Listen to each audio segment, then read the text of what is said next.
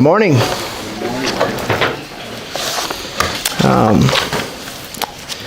Appreciate all the thoughts, buddy, behind your name choosing.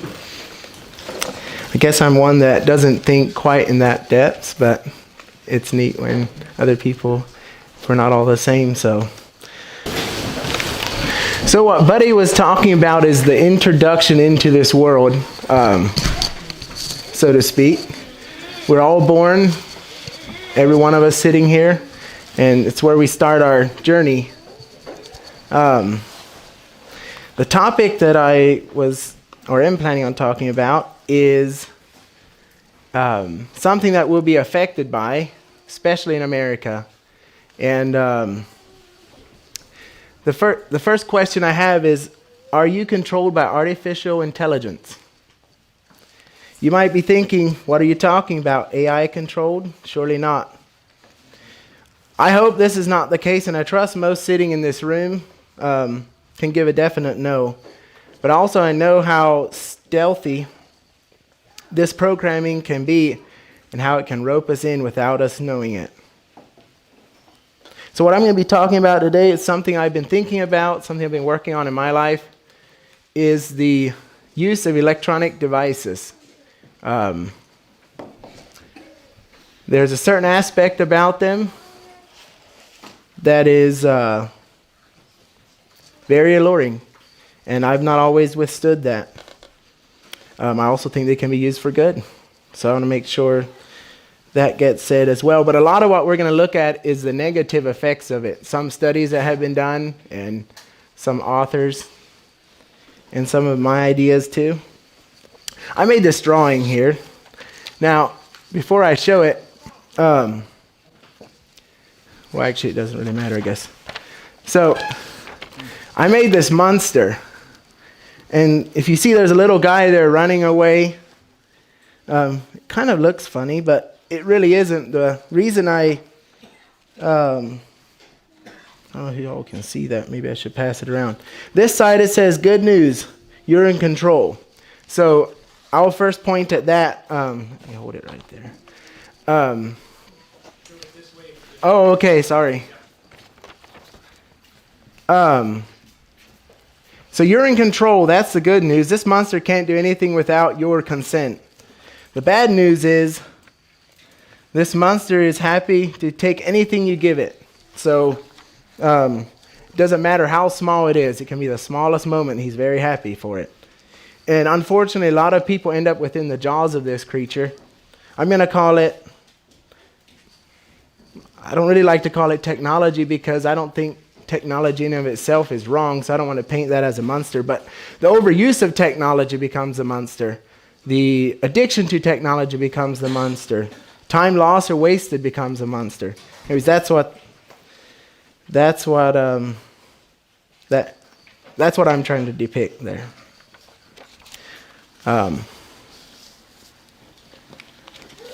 But before I get started, the University of Michigan did a study, and I found it intriguing, of effective learning. So they took their students and did this test or study, got some feedback, and they found that the average student could learn effectively for about 25 or 30 minutes. Then after that time, it goes down, and they start shoveling against the tide.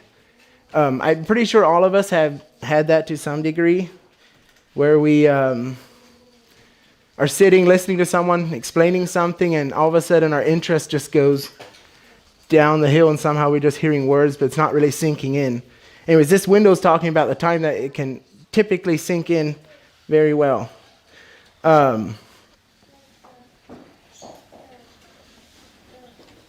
This effective learning window can be extended as well with practice, just like building a muscle. But typically, on average, that's what we got. So this morning, I would like to.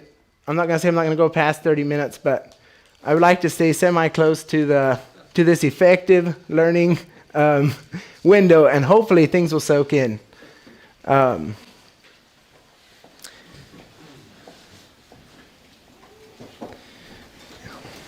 And Lord willing, it'll be for building up, and I'm open to corrections at the end if I say anything that's not good. This is a big topic. It's something that is going to be, I can't cover it all. There's no way. So I'll try to hit some main points. And if anybody has any questions or thinks of something that I missed, go ahead.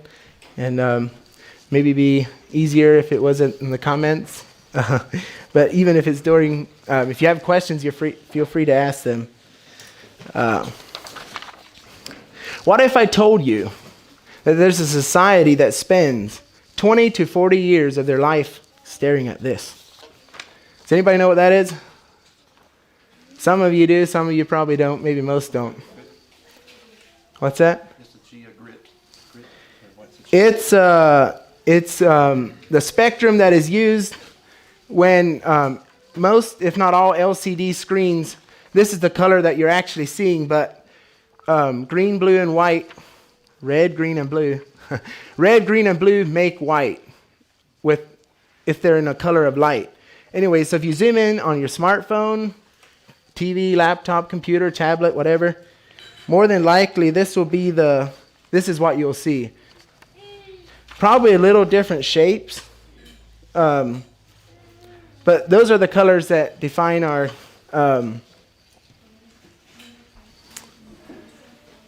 that make the spectrum for all the other colors possible on like a screen, LCD specifically. They may even use it beyond that, I'm not sure. Anyways, so 40 years, 20 to 40 years. Now, not all of that is bad. Some people have computer jobs. Sometimes you have to research something. I just want to make that point. But still, if you think about it, that's a long time to be sitting in front of an electronic device. And sadly, this is the case. It's not absurd. A lot of in American society, especially U.S. and probably Europe and certain other places that are advanced in technology and have that readily available, are doing that. We live in a day and age when it's more common to go to a waiting room and see people looking at a device and interacting with it rather than with people in the room. A time when 96% of households in U.S. have a TV. Now, I don't know how this percentage changes, so it might be a little off. Might be higher. Children are raised spending more time with a machine than with their parents. A time when people see reality as unbearable, when unfriending happens with a click, and depression sets in with the lack of blue thumbs up and other emojis. A day and age when the technological paradox, that's what I'll call it, is a reality. This is the reality. The more you have, the less you're satisfied. The less you're satisfied, the more you want. It's like this vicious cycle that doesn't end if you start getting roped into it. I would like to look at a few studies that were done. I don't have the time and resources to do some of this stuff, so I'll use someone else's work. This is from DJ Wardisky, I guess how you say his name. An article, software development company called BrainSpire. So this is not these articles that I'm reading are not from people that are against technology.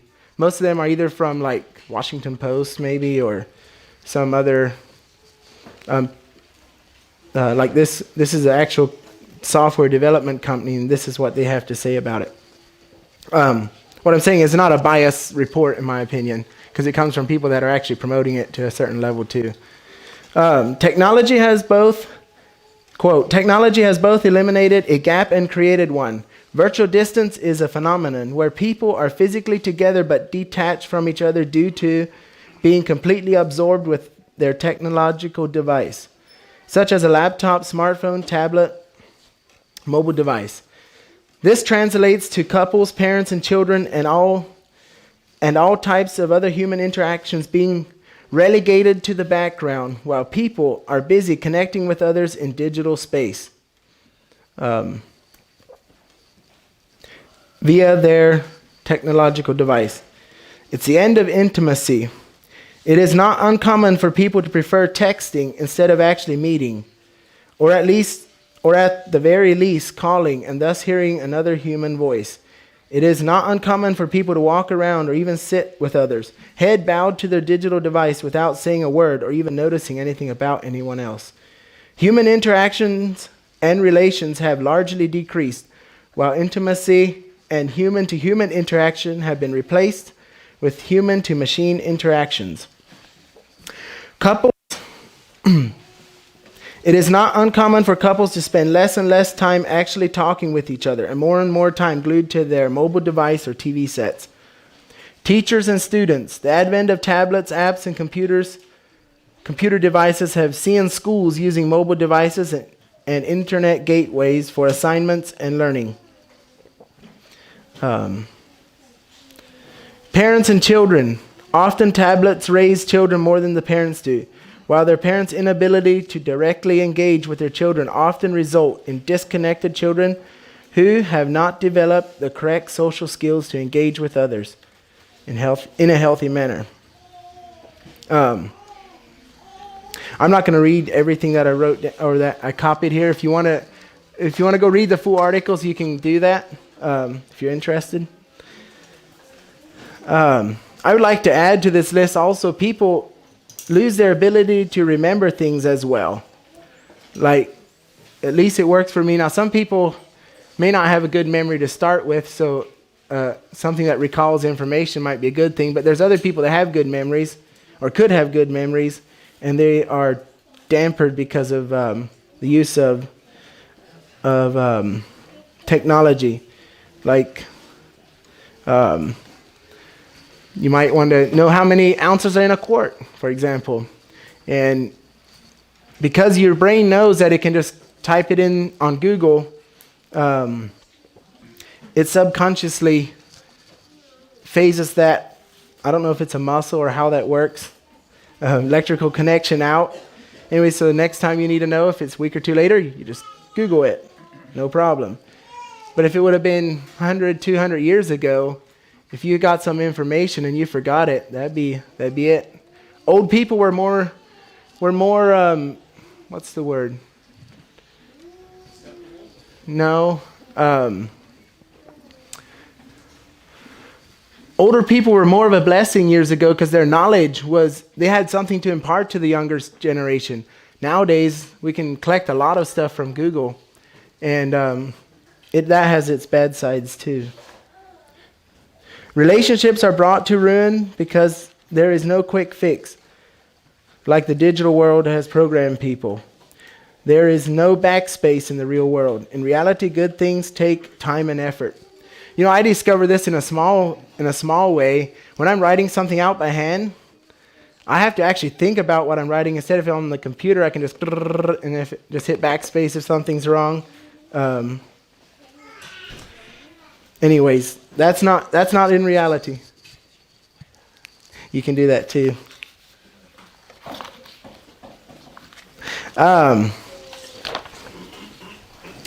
There was a study.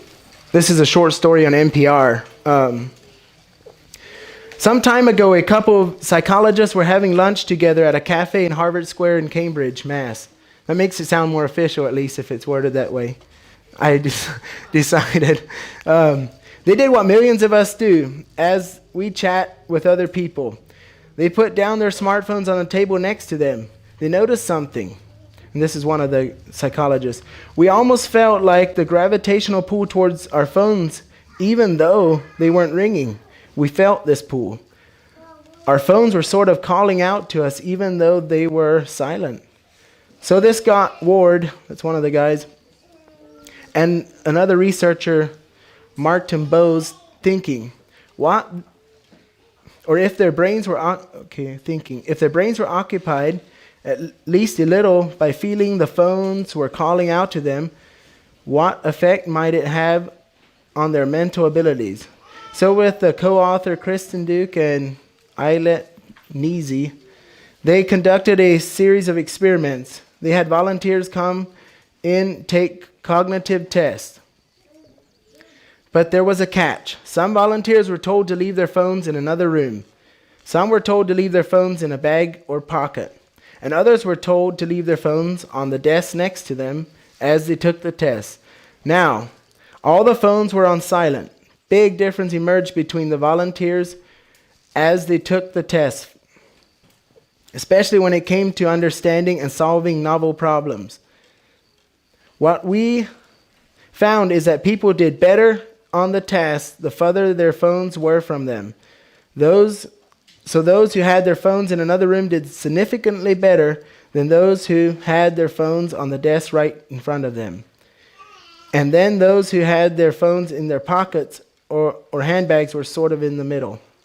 Because I thought that was neat, how that study was conducted. Now, here's an older study, so I don't know what it would look like in 2021, but I think this was in 2014. This is James A. Robert, another article that I took a quote from. He's a professor in marketing from the Baylor University, if you want to look it up. And according to a recent survey, recent as in 2014, so I don't know what it's like now, a typical American checks their phone once every 6.5 minutes, or approximately 150 times a day. Other researchers found that number to be as high as 300 times a day. First, I wanted to delve a bit further into the extent of the smartphone's grip on our attention. So in 2014, I conducted a research with several co-authors on the amount of time young people spend on their phones. We found that college students spend an average of 8 hours and 48 minutes on their smartphones each day, a figure that I still find mind-boggling.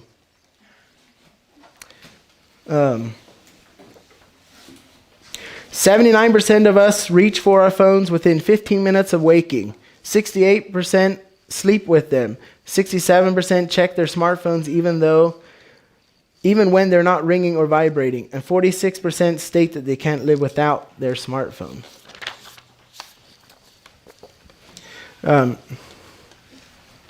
He goes on to say, maybe it's like a pacifier and also a status symbol. Our results allowed us to better understand the role of certain traits playing in the development of smartphone addiction. First, we discovered that low attention span and high impulsivity were related to smartphone addiction. If you have trouble concentrating on what's in front of you and staying on task, you're more likely to impulsively use your smartphone.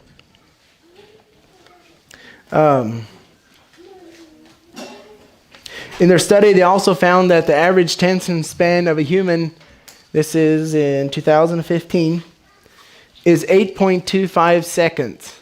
And a normal goldfish's attention span is 9 seconds. And it's almost 1/4 lower than it was 15 years ago. I guess there was other studies conducted. So 15 years before that, still in the year of 2000, I guess the average attention span was around 12 seconds.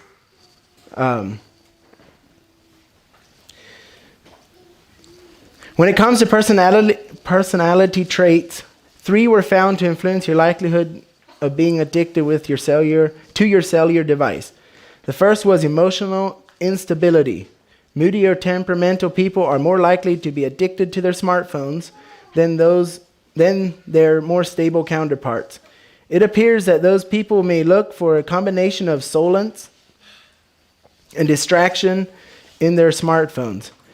And as with many substance addictions, compulsively checking notifications or scrolling through news feeds may be an attempt at mood repair, a high-tech pacifier, if you will. Anyways, he goes on to speak. I don't want to make it too boring, but let's see. Another thing is there's this attraction to being felt like, or to feel like you're connected. That's another thing. People want to be connected, so this is a strong drive for a smartphone addiction. And I guess the last point they make is another thing that they saw was a status quo, or someone's smartphone kind of tells about who they are. Come with the latest version of iPhone, and have it sticking out of your back pocket or whatever so people can see it. It's kind of like that fancy watch people have on or whatever. Anyways, it's part of their being. The Washington Post, it's a quote from Washington Post. More than twice as many young people watch videos every day as did 4 years ago. On average, time spent watching videos, mostly on YouTube, has roughly doubled to an hour a day. There was a nonprofit organization called Common Sense Media, that tracks young people's tech habits. They found that overall screen time among young people hasn't changed much since 2015. On average, American 8 to 12-year-old spends about 4 hours and 44 minutes on the screen media each day. And teens average 7 hours and 22 minutes, not including time spent using screens for schools or homework. Now, you might start understanding why this thing is a big monster. As you, this is taking and draining a lot of people's lives away, this sort of addiction and overuse.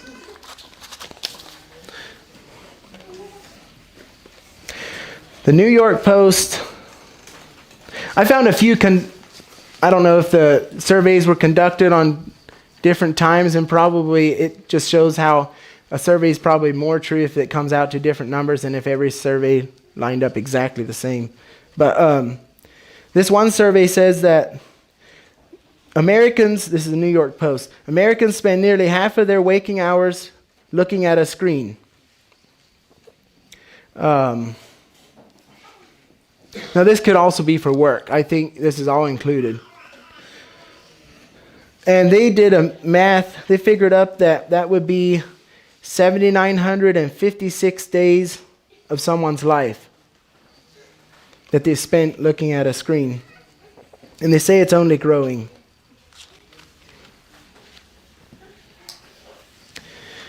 Another interesting thing they found is that people that are young, like between 18 and 35, tend to check their phone first thing in the morning when compared with those age 55 and older. Like the older generation's not quite being drawn into this thing as much as the younger generation. They give a summary here of where the screen time goes. 91% to the TV, 74% to smartphone, 63% to laptop, and they keep going down: desktop computer, tablet, video game, console, and at the last it's a Kindle and e-reader, 27%. Oh, wait a minute, MP3 players, 26%. But the MP3 player is phasing out because you can use your smartphone for that. There was another study done by a doctor, Richard Turner. I guess he works in the pediatrics. And he was looking at the negative effects, and I'm not going to read the whole thing, but I'll read some of it, of screen time and what's happening to the young children and infants. In part 1 of our screen time series, we explored the effects of screen time on infant and other toddler development. We will now move on to part 2 and look at the effects of screen time on school-age children and adolescents and the impact on the parent-to-child relationship.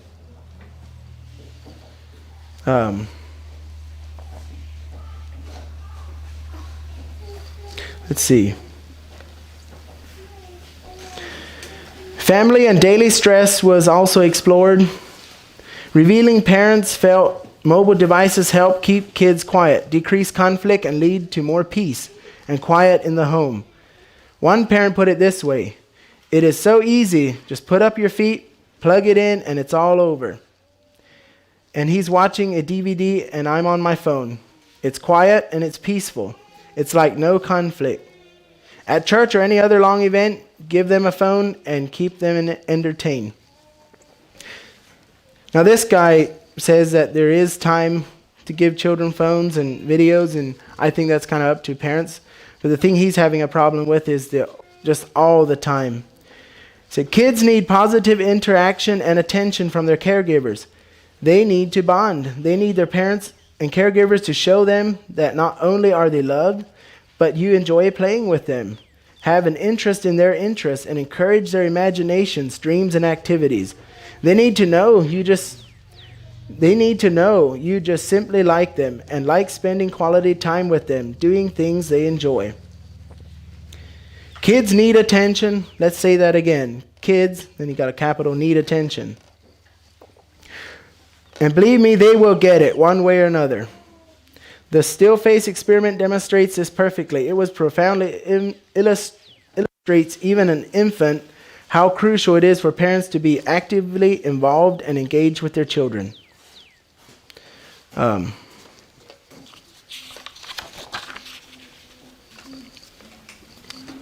He goes on to say how it's also aiding in the problem of obesity and type 2 diabetes, because children are not going out playing anymore. They're sitting in front of their screens, and he said that adults tend to sit, when they're just watching something, they'll just kind of snack, so the children do the same. They just snack all day long and gain weight. Bone and joint pain, metabolic syndrome, depression, and many other obesity-related health problems. Anyways, he recommends an hour a day, but I don't know if I'd follow his recommendation on that. I think that's up to the parents. And then he said, you can limit their screen time. You are the parent. You are in charge. You are the boss. It is non-negotiable. Start setting limits and boundaries early. Consistently enforce the rules with appropriate consequences.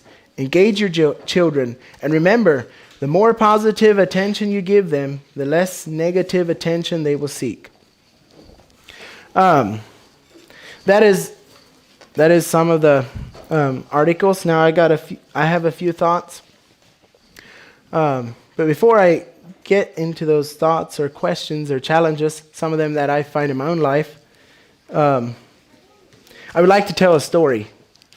So there was this person who came to visit us from a long distance away for about a week. But can you guess what happened during the visit? That person spent more than half of their time communicating with people back home and scrolling through TikTok and Facebook. Every now and then you would hear that person laugh as a funny video, meme, or article came in view. Sometimes it was shown to us. It's like the priority of the visit was with the device that was brought along and secondary to visit with us. Later that year, I went to visit that person's home. It was sad to see that the dad and his wife hardly talked with each other. The meals were scattered, and one of the only times they would spend time together was when they were playing a video game. Both of them would put on a headset and talk through it as they played. They were in the same room, but this is the reality. I should mention there was a big flat screen TV on the wall that was going 24/7 unless they were playing a video game. Then the TV was switched to a smaller screen next to the big screen. They had two screens on the wall, so as soon as they played the video game, the man had the big screen where he was playing, and then the TV switched to a smaller screen that was maybe like that on the side. So that kept on going as well. In the meantime, there was smoking and drinking. In the midst of all this, there was a cute little baby being raised. And will have to meet the world one day.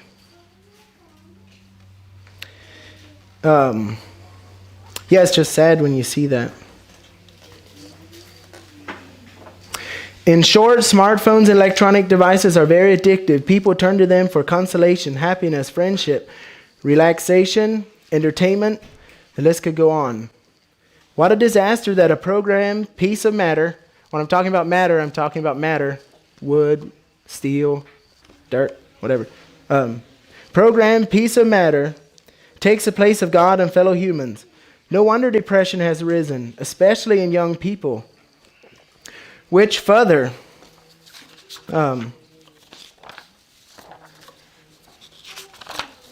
lends to drug abuse and suicide. There was this study done, so I guess in 2012 is really when the smartphone age started taking off, or it's become more readily available.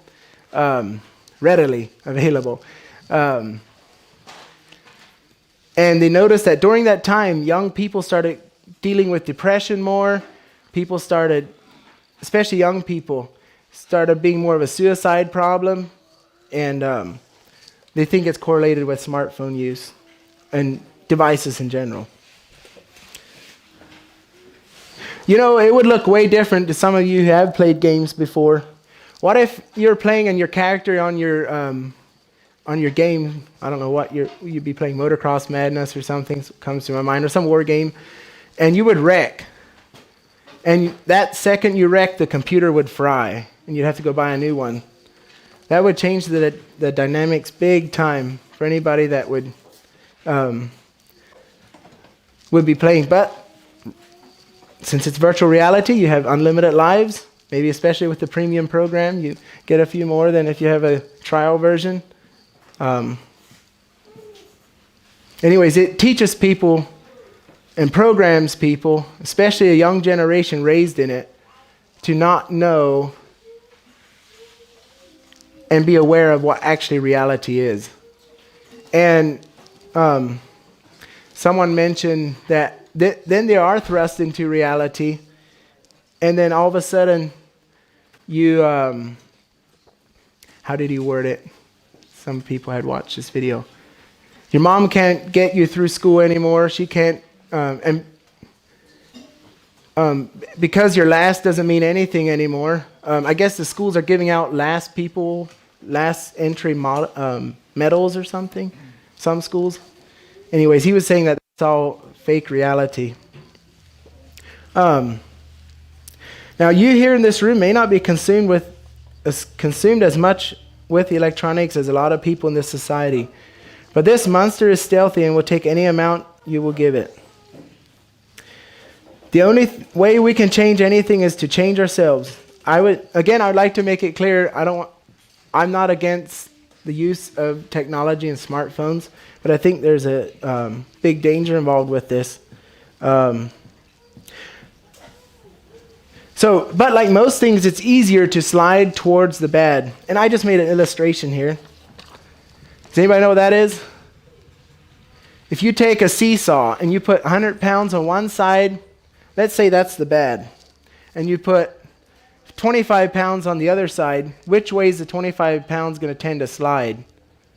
So if something outweighs, I haven't thought this totally through, but if something has more weighing on bad than good, even the good is going to end up wanting to slide towards the bad, so you have to be real careful.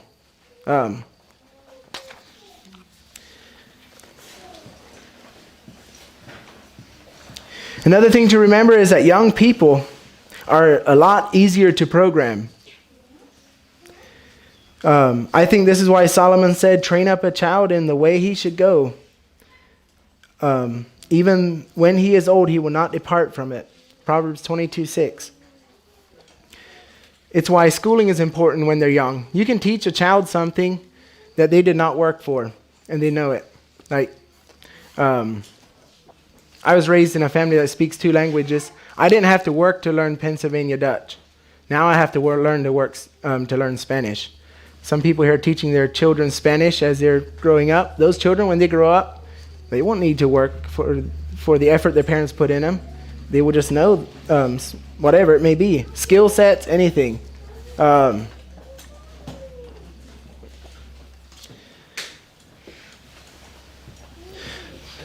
That's also why schooling is important when people are young, because it sets them in a way.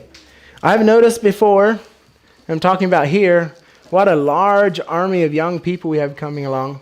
Forgot who I was telling, Teo maybe it was, at some point. I was looking out across the field. There's a bunch of children out playing. There's just so many young people here and little children. We as parents have the role of guiding them. What are we giving as an example concerning electronic devices? How are we controlling ourselves? What access are we giving them, and how are we teaching them to use electronic devices? The things they learn will be etched in for their lifetime. And the concern I have is that we do not see the devastation in totality that this monster has, as it is crushing up the world and the extent of the addiction. Also, we are still in the phase, I would say, give it another 50 years and you'll really see what this society has led people to be. Once there's older people from the millennials and on, people that, maybe not even millennials, I don't know if there's a Gen X or something, Generation X. Once this young generation that has been totally removed from reality almost, at least in certain parts of the world, what it's going to look like in 50 years. So we're still in the guinea pig time, when there's still tests being done, so to speak. And I can say already, some of the guinea pigs do not look very well, what has happened. So I had a few questions, and this is challenges for me. These are some things I've been thinking about myself in my life, and I know people are not much different, so I assume some of these things are things you have to work with as well. So, do you reach for your phone or device when you have nothing to do? Are you doing something on your phone while your children or spouse are in need of attention? Are you wasting your time watching videos or just endlessly paging through things? Is your use of your phone coming between you and your spouse's interactions? Are you spending time browsing the internet for things you really do not need, hoping you might find a deal? Does your family lack attention as you're talking with someone across the world or even in the community? Is your phone or device distracting you when you're spending time with your brothers and sisters? Does your phone grab your attention while you're at fellowship meals or church services or even get-togethers? How many times do you see something that you wish you wouldn't have seen? Do you share information you found online that you do not understand or know if it's true and share it as something true? The list could go on, but that's where I stopped, and I probably missed some if someone else has some other ideas. Now, there are exceptions. This is not a 100%, like the exceptions say for, are you talking with someone across the world? Sometimes children just need to wait as you talk with someone. That's an exception. But if this is something that constantly occurs and your family keeps lacking attention, at the end of the day, the social disconnect is being accomplished. I just thought Philippians 4:8 would be a good, would touch on this fairly well. Finally, brethren, whatever is true, whatever is honorable, whatever is right, whatever is pure, whatever is lovely, whatever is good repute, if there is any excellence, and if there is anything worthy of praise, dwell on these things. And so that was the bad and the bad effects. And I thought it'd be fair to also add some of the positive things, even though I think they're far less than the bad, just so it's not unbalanced. You can encourage people across the world. That's a blessing. People find that a blessing. You can contact with people and connect with them and find brothers and sisters and maybe even move together for fellowship. You can read your Bible. You can cross-reference with it. There's some tools there that'd be really hard. Sometimes you'd have to have a library for things you can do on a device. It works good for multiple different applications and weather. Different things, jobs, certain jobs people do. Another thing is this world is glued to these devices, so one of the ways of reaching them is to go through that portal.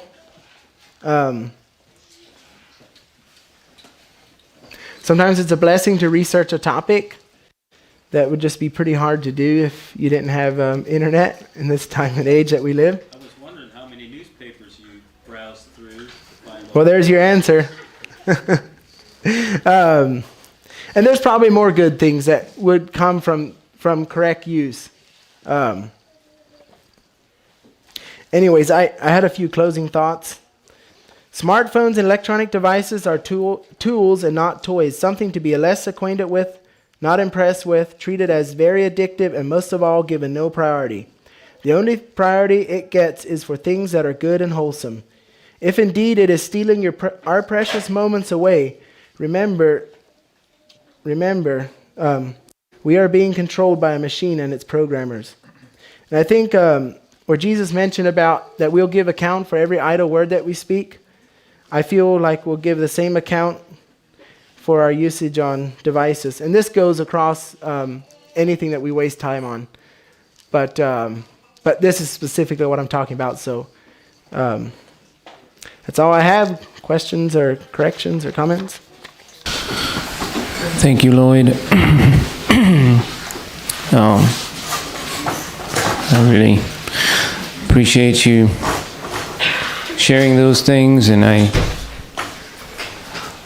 I think we do well to put thought into these things, take heed. We would,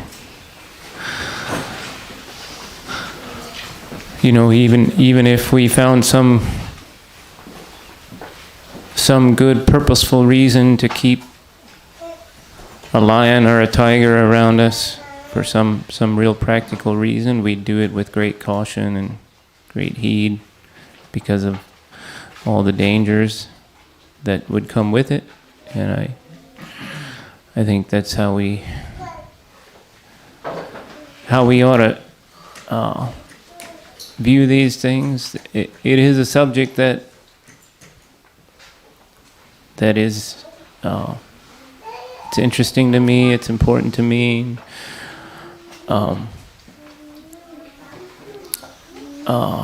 I think Lloyd did good in pointing out, it's a tool, and tools are useful. Tools are good. When you ask those questions, the questions you were directly pointing to us, I can't quote them all, but do you reach for your phone whenever you don't have anything to do? Does it take time away from your family? Are you on it? Are you just scrolling through stuff? I found those questions convicting. I find myself doing some of these things, and if it were not for your follow-up things, like here are the list of good things, important things, useful things, helpful things that we can do with them, I'd be inclined to find a hammer and just say, let's gather all our electronic devices together and deal with them the way they dealt with wicked books in the book of Acts. But I recognize it's a tool. But I just want to say, I think we do well to treat them for what they are, to remember that it is the world who programs them. It's the world who designs them just exactly the way the world markets everything else and figures out what ticks with people, what gets the crowds, that's the way these things are marketed. That's the way they're programmed. They are set up to play into the mind or into the hands of the worldly minded person.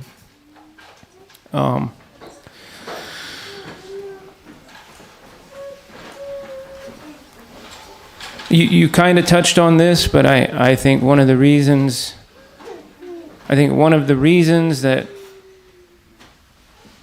studies would show that depression, discouragement, suicide, all those things increase with the increased use of these things is because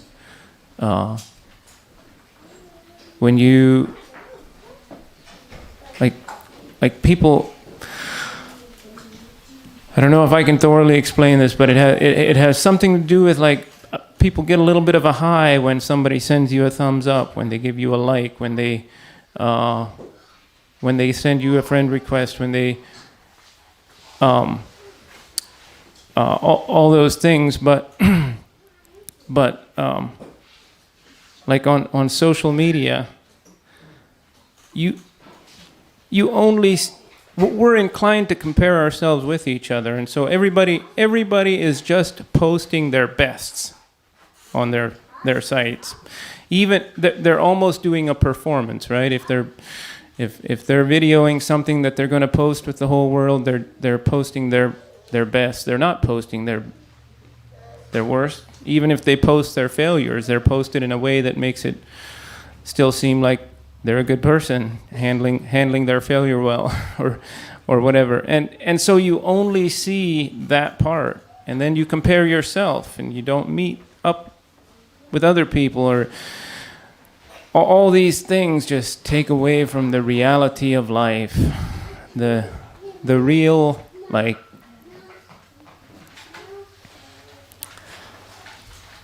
sitting beside each other.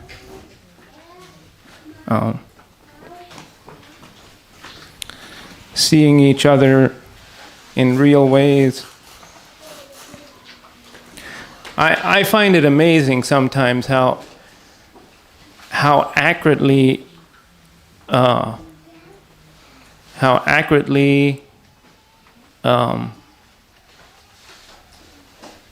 they name some of these things, like Facebook. That's exactly what it is. You see the face of people, or even www, World Wide Web. What is it? It is a web that covers the whole world, just like one great big spider web, and yes, it catches many people, just like webs catch insects. I've marveled at that in like other ways. I marvel at it when I drive past the downstream casino, and I think, what a perfect name for a casino, just downstream.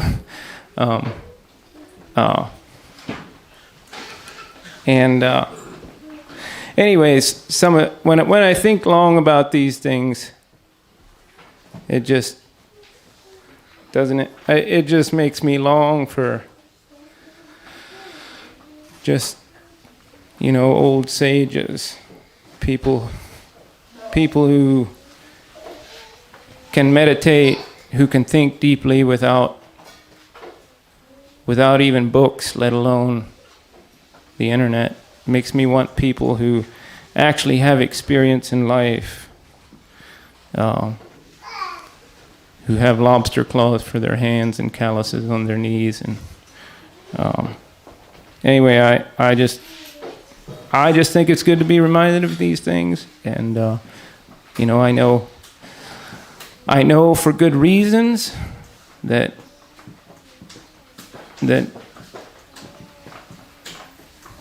I don't think the approach of the church ought to be to say then, well, here's a danger, so let's practice total abstination, or abstain totally from something that could also be useful. But I just want to be I am in agreement with Lloyd. Like, let's take heed. Let's consider well. Thank you, Brother Lloyd and Brother Dwayne, for your comments afterwards. I agree with you that some names are well named, and you actually reminded me that a long time ago I thought how peculiar the www, the World Wide Web, was. Like, why did they choose that?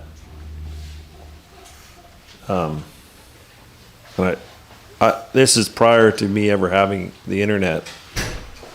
I never actually had a phone that I could carry around until I was 32, I think. And so that would have been well into the 2000s. And how quickly I have slid downhill. I just wanted to say that I agree with Brother Dwayne that when Lloyd made the list, I found myself cringing quite a bit. Like, yeah, there's a lot of room for improvement And I do agree that obviously, like, I'll just use Will Yoder as an example. I mean, there is a practical application to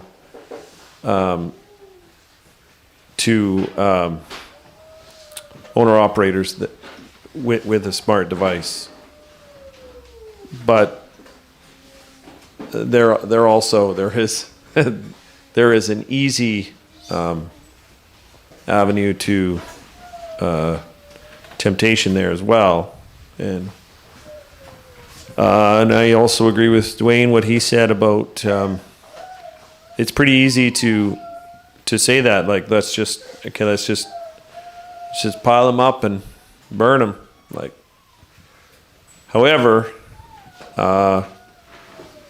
then we would be building walls of safety around our children that are actually really false, because once they get to a certain age, that they would just explode out of that and have no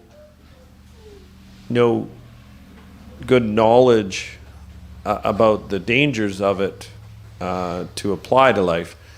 And so I think from the things that I can take away from Lloyd's discussion here was that more emphasis should be placed on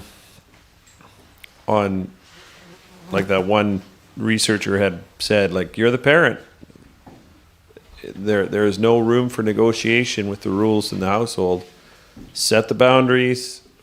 This is the household rules, but the boundaries apply to you too. Like, I mean, the sons are going to do what the father does, and so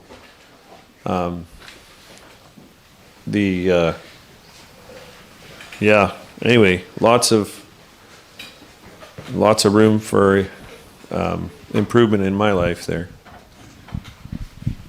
Amen. Thank you, Lloyd. I know you're in the restroom there, but it was needed, and I'm glad that I'm an older generation, but even though I had TV growing up, but I gave it up 40 years ago. I just, not as a Christian, I thought it was all about the me generation. I said, I don't need this stuff. I have my own ego to deal with. I don't have to watch television and all that foolishness, but now it seems for the younger generation, I don't know what you call them there, but it seems, as Lloyd and Dwayne and Tyler brought up, it's harder on them. We don't know where it's going, but some biblical thoughts I wrote down would be, of course, it seems to be entertainment, and of the four soils, the thorny soil was rocky. I said thorny. The thorny, the cares and pleasures of the world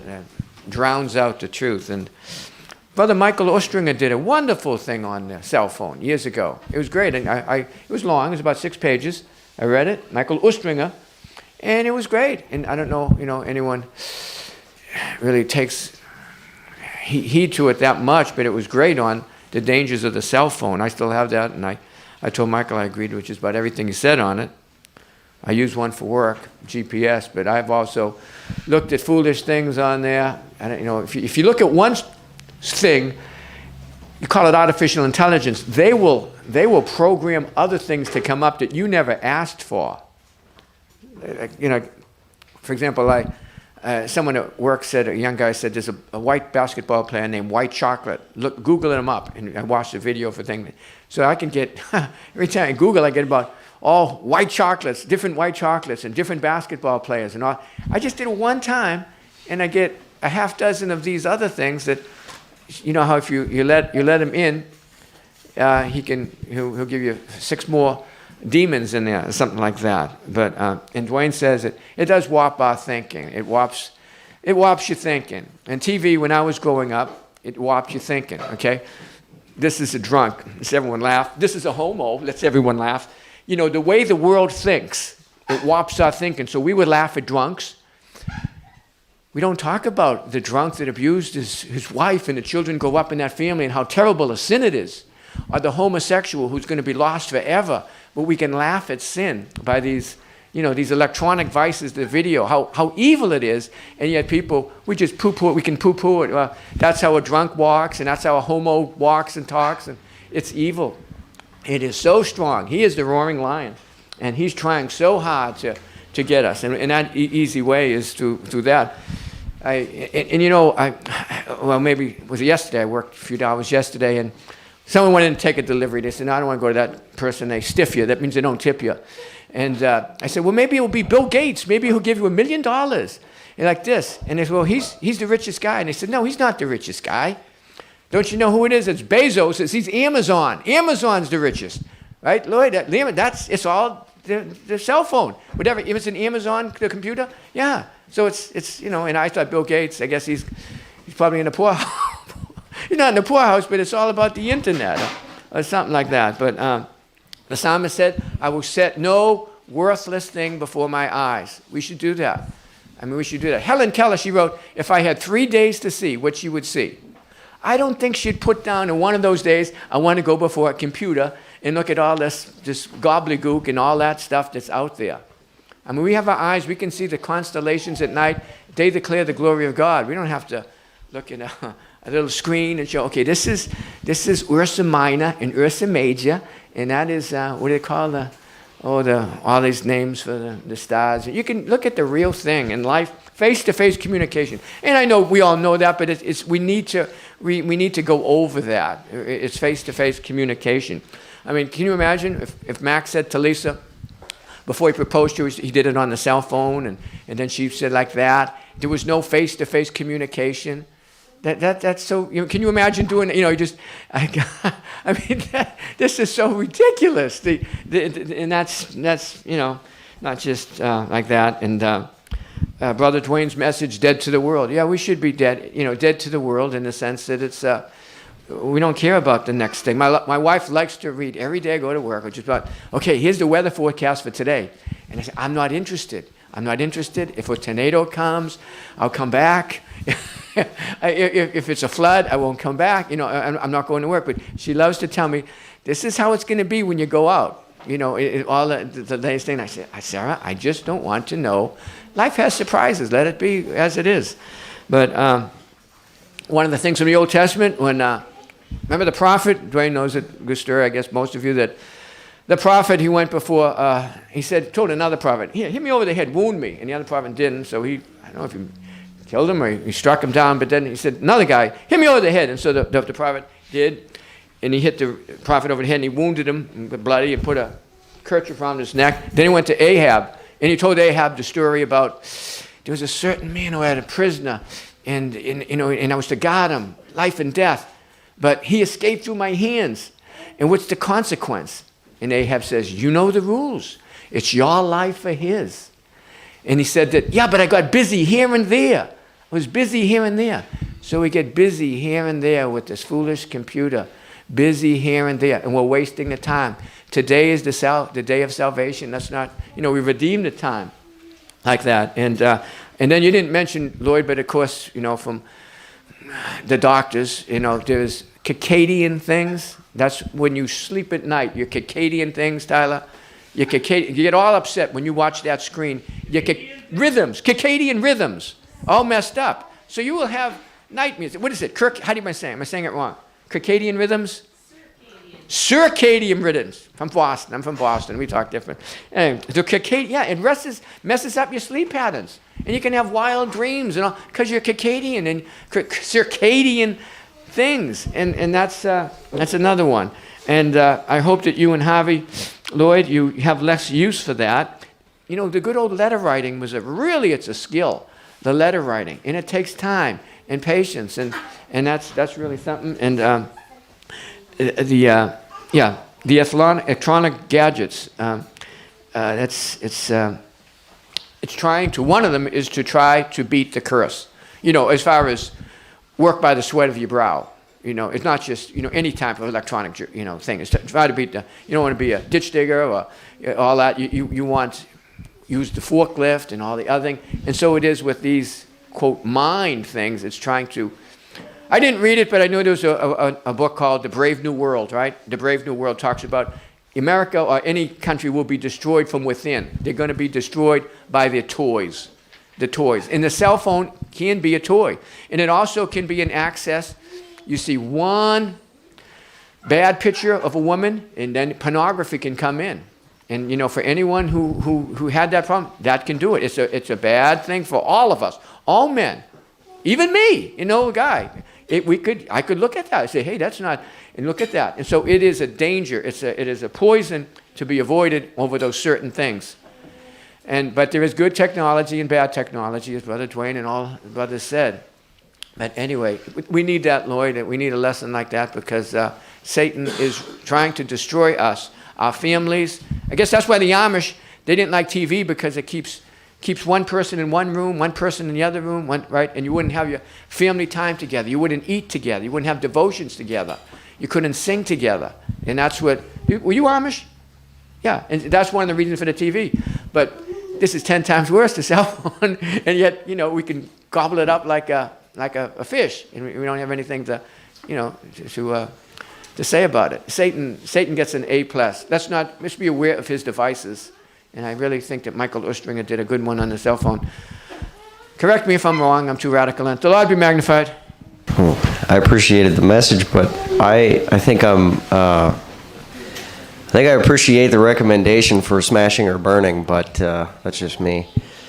I know that there's a lot of practical things that have been done with the cell phone, but it seems like at some point there's a natural separation of these things. Like the world is going to head to the furthest point, like as Lloyd said in his sermon, that we're just the guinea pigs. And right now, like, well, anyways, I just remember this. It was this commercial that I saw on television before I stopped really watching TV, and it was actually an Apple phone commercial, and on one side of the street they showed all these people who lined up down the sidewalk, and they were grayed out and looked like they had all these old style clothing and stuff on it, and then they zoomed over real fast to this other corner, and there was all these people, and they're lined up to get the Apple phone, and they were like, they had color, and they were happy, and they were doing great. And I just noticed that as time has moved on, that you cannot use your older phones. Like, they little by little weed them out. They give you bad updates, and it starts to make it more difficult to use it. Like, you can't just, like, I could hardly even use a flip phone when I had it for the functional purpose of just calling or receiving text message. So I'm saying, like, somehow I feel like there's going to be a separation. Thank you, brothers, for sharing your thoughts. Thank you, Lloyd, for being brave enough to speak on a subject that probably was by and large researched on the very subject you were speaking about. That takes bravery. The Lord protect you. But nevertheless, I'm grateful for brothers that are willing to talk about these things and seek the Lord in them. Just to add a few points, one point to your pluses, to your good side, the tremendous amount of time that we can save, that I save per day, with a device adds up quite profoundly, surprisingly. It's amazed me. What are you going to do with that time? That was the question that really struck me. What are you going to do when you're bored? When you got nothing else to do? When you've got all your work done in an hour and a half that normally would have took almost a whole day? Connecting with people, figuring out where they are, what's going on, what do they need? You can whip through that in no time with the proper infrastructure. So what are you going to do? whether you have saved time with that device or whether you are as David in the Old Testament, I don't think the smartphone was his downfall. It was good people that could handle whatever he needed done and afforded him with extra time. You can create the same scenarios in a lot of situations. What are we going to do with that extra time? Let's invest that wisely in our families, in our brotherhood. We have a site where I can connect with all my drivers as a group within seconds, check in on everybody.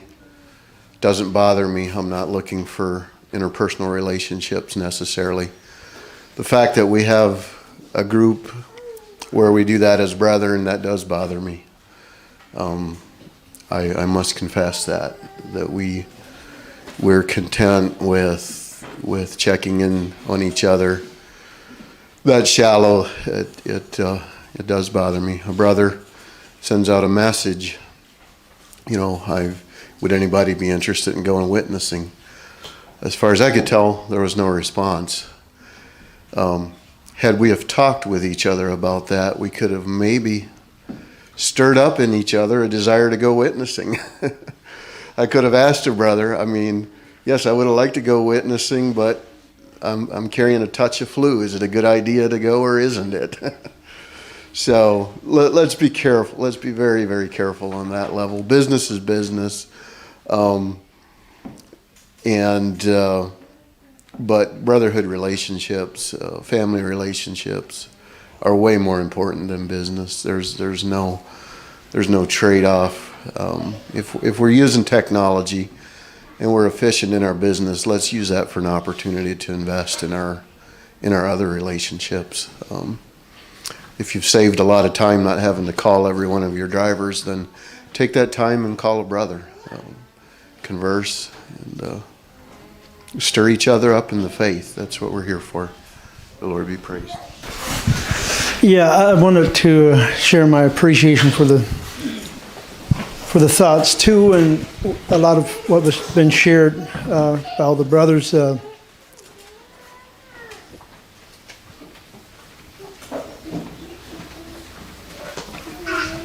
Not sure if I can actually share my thoughts thoroughly or well enough, but I had to think of, my memory started going back into what I could know about technology, and then like my grandparents, they hardly had any at all.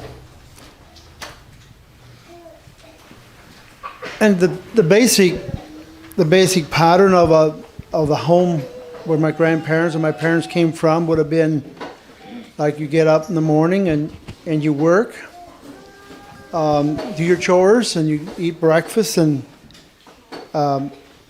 whatever different families did. My dad never had any kind of Bible reading or devotions. We went to church for that, but I think other families might have spent some time in. Anyways, then in the forenoon there'd be work, and there's no cell phones, of course. In at noon there'd be lunchtime, and then I thought of my uncle. He would sit down and read the newspaper after every meal, not every meal, but after lunch meal. And my dad kind of did that too in the family life. In our home, got read, and we didn't have a lot of newspapers in our home, but sometimes we did get them for a short time, but usually we didn't have the newspaper that much. So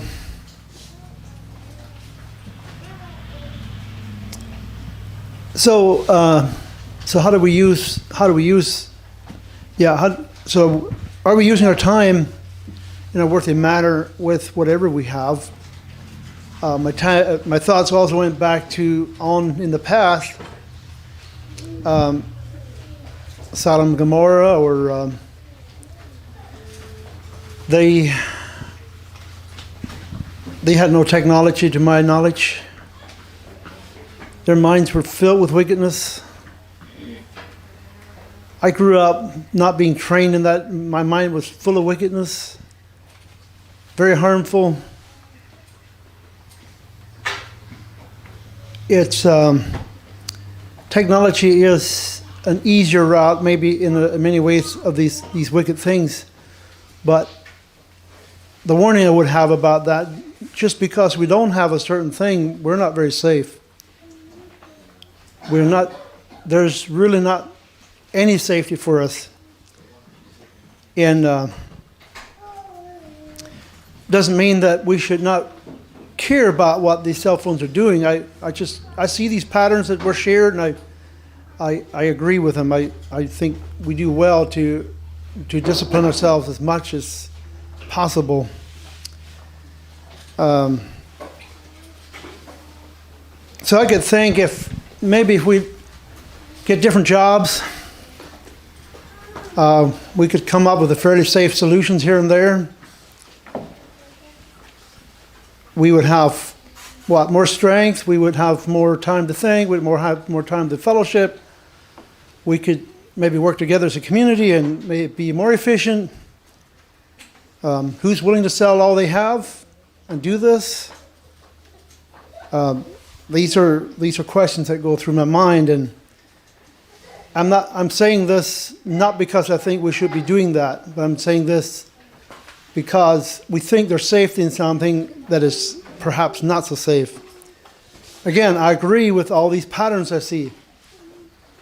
So I'm not sure if I'm making myself clear.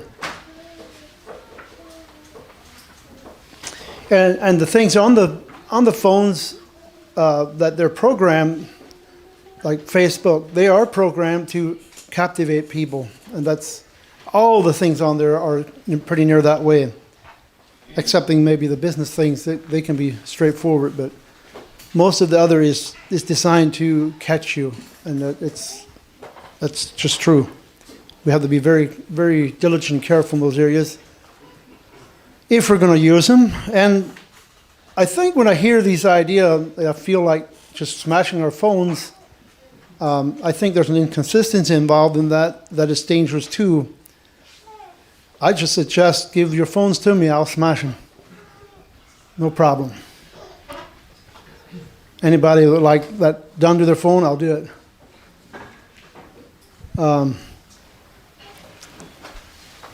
But again, I'm not sure I'm making sense, but these are thoughts going through my mind. So ultimately, I would not want anybody to think that I'm okay with the phone being used in a bad way. It is very captivating. It does a lot of these things we've heard, and I think if we just deal with it like, okay, I wish we could smash the phone, but I'm not going to do it. There's just something about that I feel is dangerous. It's maybe defiling the conscience. It's maybe, like one man used to say he thinks cars are bad, but he used it because he had to, he felt like he had to use it. I just felt like that is not right for him. Like, God is displeased with this car, but I have to use it. And it's displeasing to have a phone, but I'm going to use it. I think there's something defiling about that. But there's something within us, I think, getting broken down that is bad. That's maybe just as bad or the same bad as the other bad we're trying to save ourselves from. If that makes any sense. And then I could think about like our work again. Is our work competing with our families? In so many different ways we can get caught up in. I think we had no phones. We had no television. Like Robert had to babysit him, and I think we had more thoughts about things. I think we thought more about inventing things. I especially would have thought of being an inventor or inventing things. And probably if you had a TV, maybe some of that would have been gone. I'm not sure how that works. But when we're occupied with things, we do it gets used. It's part of our time. And whatever we're occupied with is going to be so much less for something else. And if our family is suffering from it, I think we need to take action and hit that work, hit that phone, hit that whatever. And actually, if we're not convicted about it, then maybe we should take a different approach.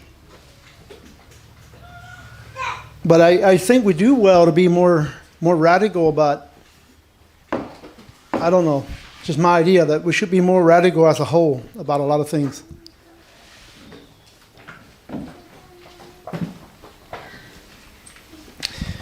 I could think of many scenarios where we wouldn't hardly need a phone anymore, but that's probably another subject in itself.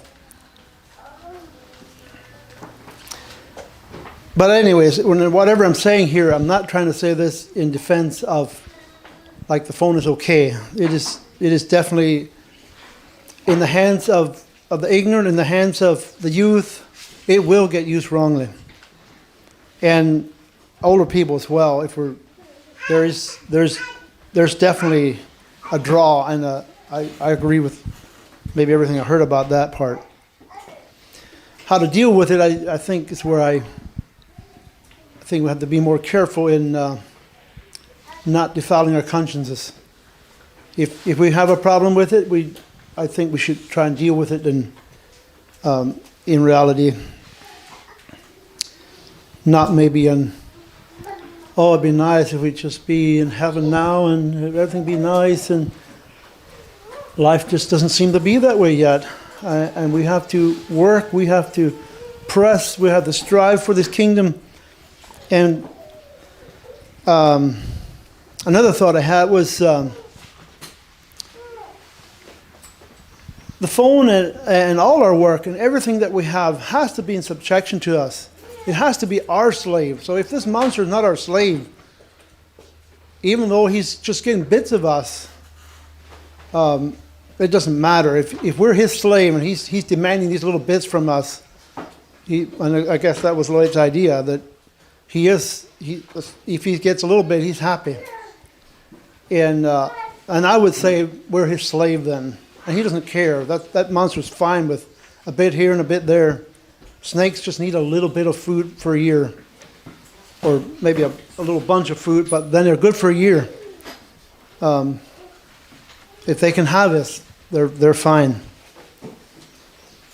And so this is just a way maybe we can know, and Lloyd's been trying to point that out too in a different way, but if we're a slave to anything, our work, or anything, Christ demands surrender to all things, and this is the demand that we have to demand of each other or rebuke one another in.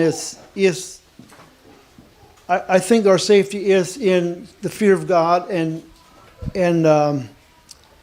demanding this surrender of all things. This is what's going to help our children get a hold of Christianity, if they will. I know my hope is a little low in those areas because of history, but I don't know anything else to do but press forward in teaching our children these very precious things that we need to like. When Jesus said all, he meant everything. He didn't, we can have part of the phone, or we can have part of our lands. We can have some pride in our clothes, and we can have some pride in this. All of these things are going to keep us from heaven, and those things will not enter in. So, anyways, I'm not sure. I'm not sure what I'm thinking about all this, but it just kind of stirred up a big thing in my mind.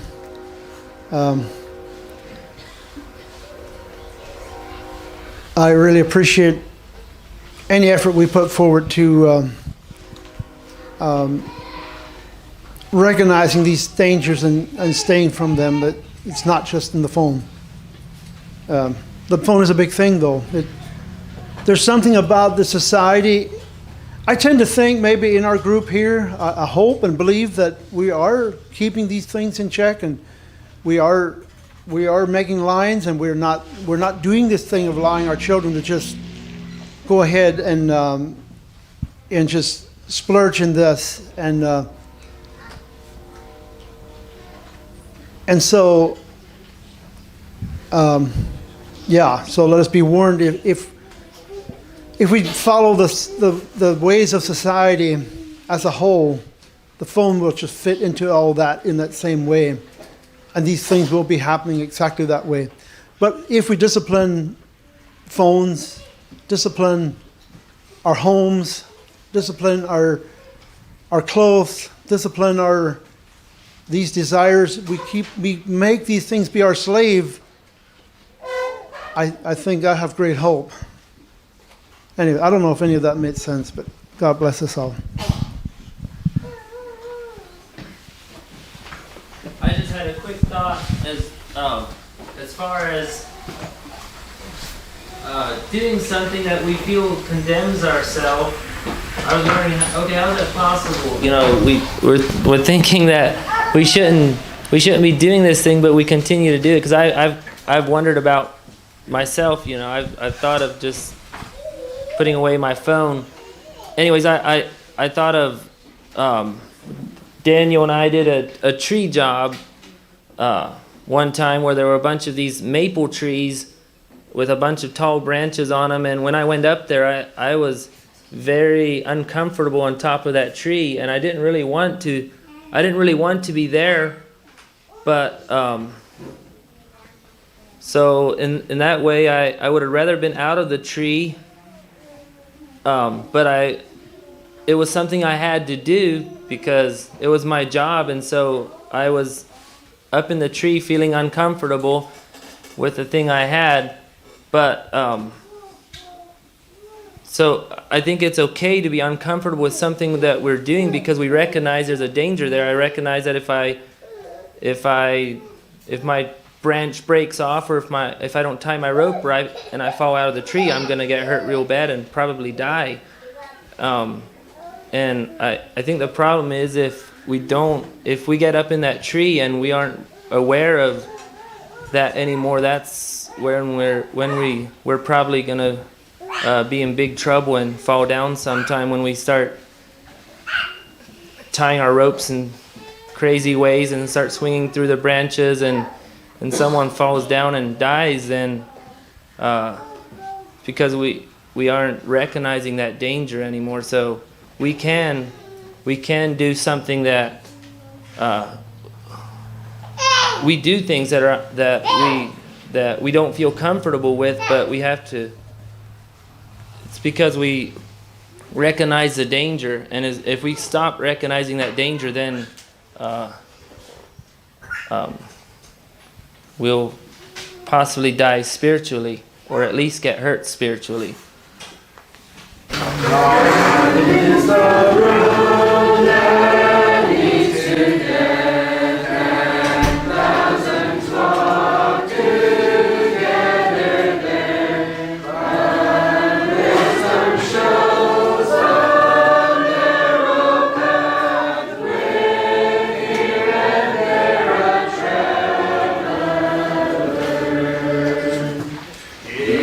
Deny thyself and take